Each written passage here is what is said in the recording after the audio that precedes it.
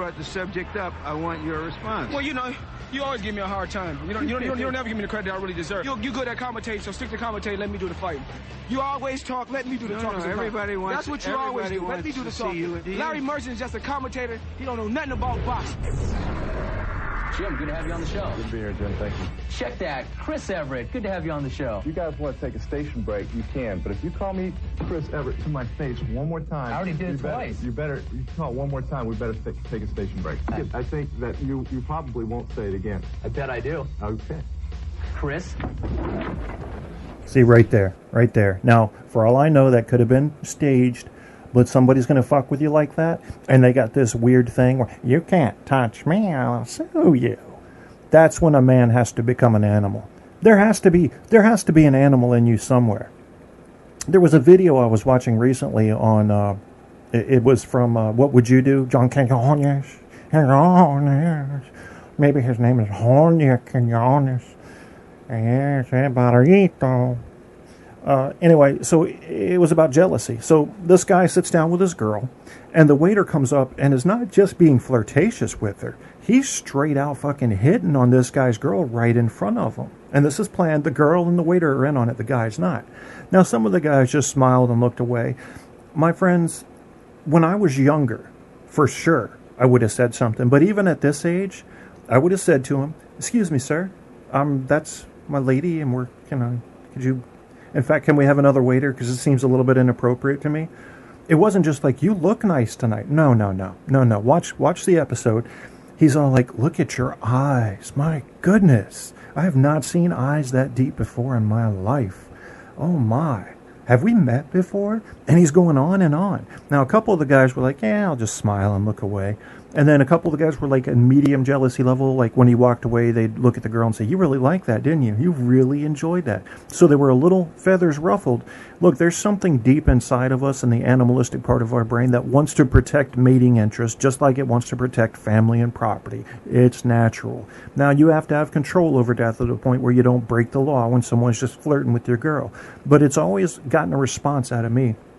And I always figured, this is no act. This is the real animal inside me that insists on standing up if someone's being inappropriate to my lady in front of me. For Christ's sake, at least wait till I go to the bathroom. If you do it in front of me, that's a direct challenge. Just wait till I go to the bathroom and you can flirt with her. If you do it in front of me, my honor's on the line here. I got to say something. So now you're forcing me into action. That's the way I look at it. Some people say that's immature. Maybe it is. But that's the part. I'm in touch with that part of my brain, and I can't just turn it off.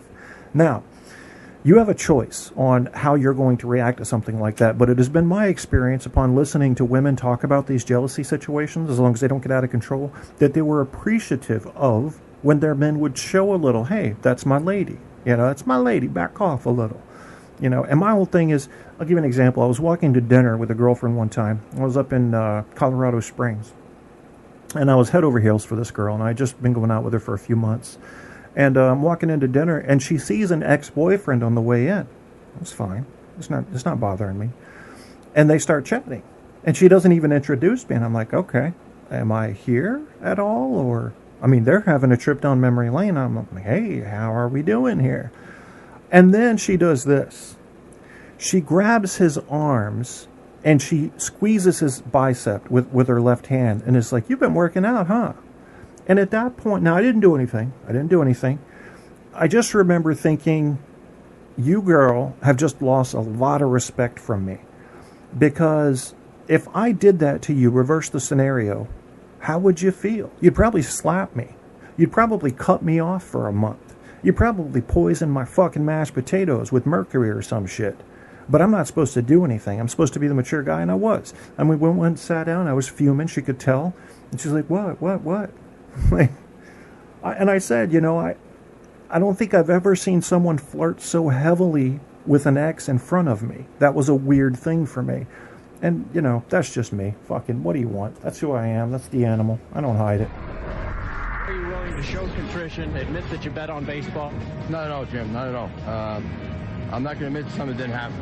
I'm surprised you're bombarding me like this. I'm doing an interview with you on a great night, a great occasion, a great ovation. Everybody seems to be in a good mood, and you're bringing up something that happened 10 years ago. We got to go. We got a game. It's a prosecutor's brief. It's not an interview, and I'm very surprised at you. What does it mean to you now team is struggling.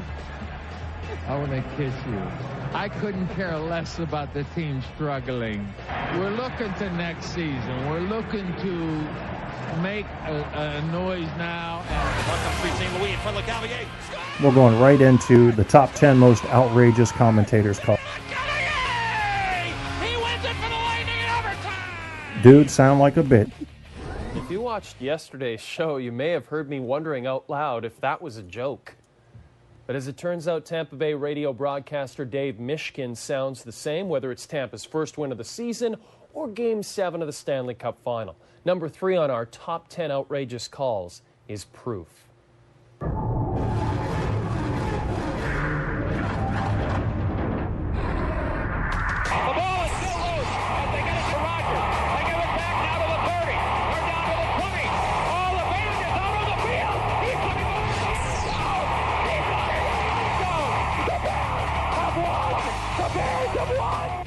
No. I got to interrupt.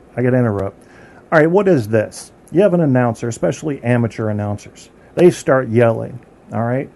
And that was exciting. The band had been on the field, but the Bears, who I don't think this was a pro sports team, I think it was college, had gone into the end zone and they had won. They threw a really funky touchdown because they had to crash through band members to do this. You've probably seen the clip.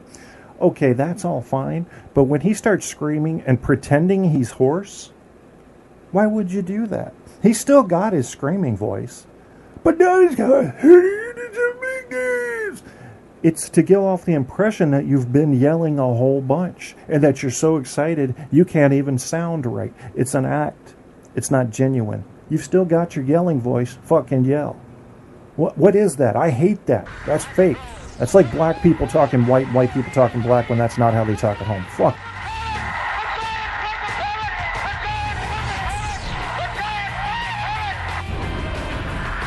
Scrambles away from one hit. Look, uncorks a deep one for the end zone. Phelan is down there. Oh, he got it! He got it! He got it! Touchdown, Boston College! He did it! Y'all remember Doug Flutie, right? I'm just... You make him get it over half court. You know you got a foul. And a steal! Farmer! Inside! The freshman up! Oh, and they go in front! Rivio! Last chance to dance! Unbelievable! Oh, what a game! Unbelievable! What a game! UCLA! After being down by 17, Heartbreak City! Rebound! He scores! Yeah, baby! Yeah, baby! My kid Dylan has scored! The Flames win it! 1-0! Yeah, baby! Here they go! Shield firing punches at Kurt Snow! They're having right in front of the bench! And this crowd is going bananas! La la la la la la la la la la la la la la! Fontaine! He's made going in on goal! He shoots! He throws!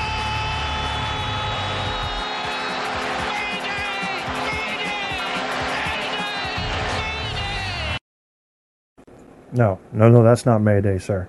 Mayday is when there's an emergency. Mayday is when you need a bunch of help, which you didn't need. Mayday is when someone's life is at risk, not when someone has won a championship. That makes you a person who we can now confirm, in retrospect, has gone full retard. And I want to make sure that's clear.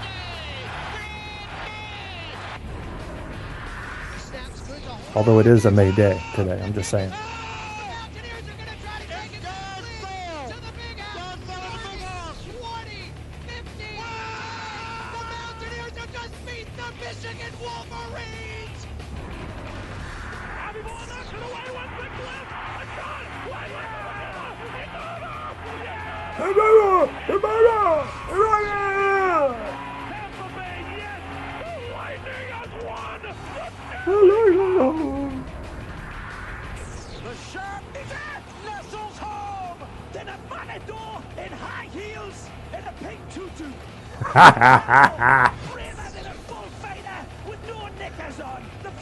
Looking down on Real Madrid, stroking their big white beards, and saying, "Vámonos, muchachos!"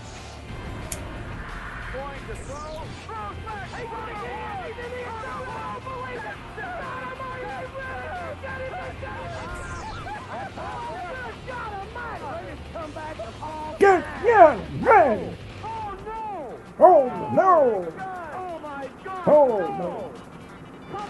It's not like child whining. God bless those kids. I'm sick. I want to throw up. Yeah. Well, now I've got a couple. That was the 10 most outrageous commentators calls, but then we have the top 10 memorable sports announcer moments. Now, same network, ESPN. However, they some of these are going to be repeated, but some aren't, and it's worth playing again. It's a fun thing. It gets us in touch with our animal. I was talking about how we have an animal inside of us. These announcers, it doesn't matter who they are. If they have a favorite team, if they're supporting a team, which many announcers are allowed to do, especially on the smaller networks, you're allowed to support the team you're calling for. They lose their fucking minds, and I would too. I mean, if I supported the local team, I'd go nuts when they won. That's just the way you do it. Let's listen to this. Saved his best for last. And sometimes, as we see in the top 10, it's impossible to contain the excitement in the booth.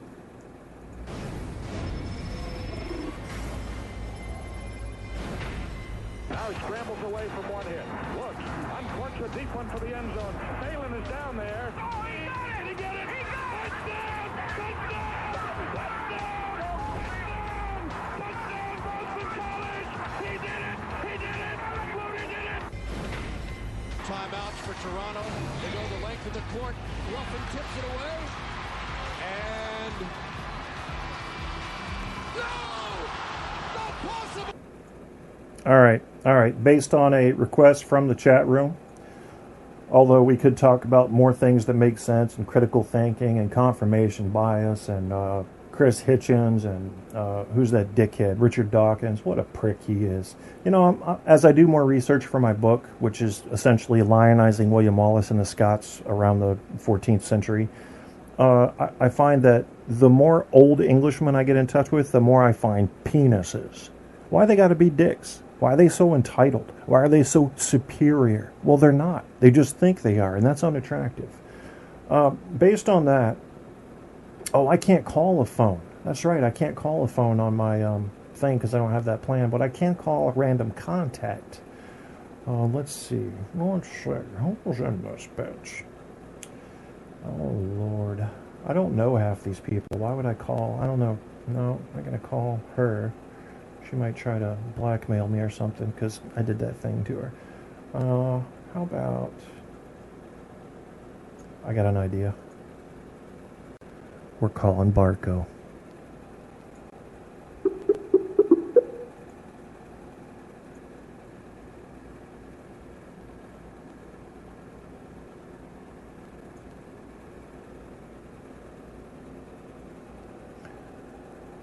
Hey asshole. Are you there?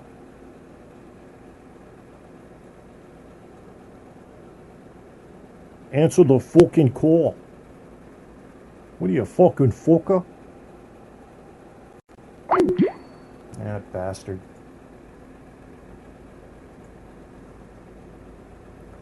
I gotta thank Barco. He gave a couple donations to my show. Oh, Lord. I don't feel like talking to these people, and these are the only ones I know.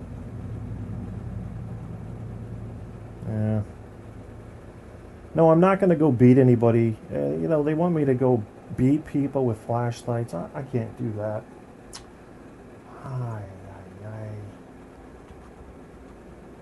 What else do I got here? What time is it? 10:22? I've been on too long. That's how I know. But I mean... media clips get boring. You can hear those on your own. I'll just talk. Let me pull up the news because I can fuck with the news hard. I was listening to a clip earlier that said if you watch, a man who watches the news is going to be less intelligent than the man who doesn't watch any news because the man who watches the news is getting a bunch of lies, whereas the man who didn't watch the news is still at the truth. He just doesn't know all of the truth. It was kind of a weird thing. But anyway, let's see what happened here. Army's elite Delta Force kills top ISIS official. Well, good fucking job. This is what you read every day, though. We're winning the war on terror. Barco died of a crack overdose yesterday. Yeah, Pappy needs cash. You know how that goes.